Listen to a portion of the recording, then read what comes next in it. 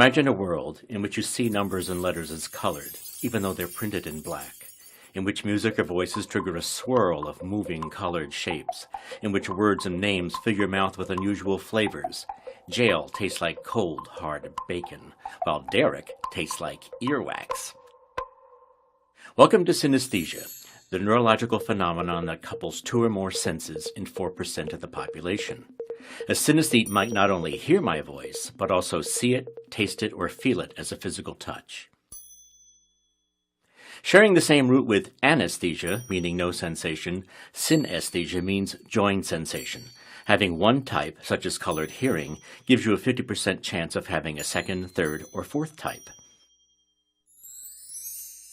1 in 90 among us experience graphemes, the written elements of language like letters, numerals, and punctuation marks, as saturated with color. Some even have gender or personality. For Gail, 3 is athletic and sporty. 9 is a vain, elitist girl. By contrast, the sound units of language, or phonemes, trigger synesthetic tastes. For James, college tastes like sausage, as does message and similar words with the "ige" ending.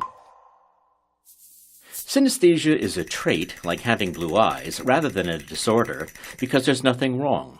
In fact, all the extra hooks endow synesthetes with superior memories. For example, a girl runs into someone she met long ago. Let's see, she had a green name. Deezer Green, Deborah, Darby, Dorothy, Denise. Yes, her name is Denise. Once established in childhood, pairings remain fixed for life. Synesthetes inherit a biological propensity for hyperconnecting brain neurons, but then must be exposed to cultural artifacts such as calendars, food names, and alphabets. The amazing thing is that a single nucleotide change in the sequence of one's DNA alters perception. In this way, synesthesia provides a path to understanding subjective differences, how two people can see the same thing differently. Take Sean, who prefers blue-tasting foods such as milk, oranges, and spinach. The gene heightens normally occurring connections between the taste area in his frontal lobe and the color area further back. But suppose in someone else that the gene acted in non-sensory areas. You'd then have the ability to link seemingly unrelated things, which is the definition of metaphor, seeing the similar in the dissimilar. Not surprisingly, synesthesia is more common in artists who excel at making metaphors, like novelist Vladimir Nabokov, painter David Hockney, and composers Billy Joel and Lady Gaga. But why do the rest of us non-synesthetes understand metaphors like sharp cheese or sweet person? It so happens that sight, sound, and movement already map to one another so closely that even bad ventriloquists convince us that the dummy is talking.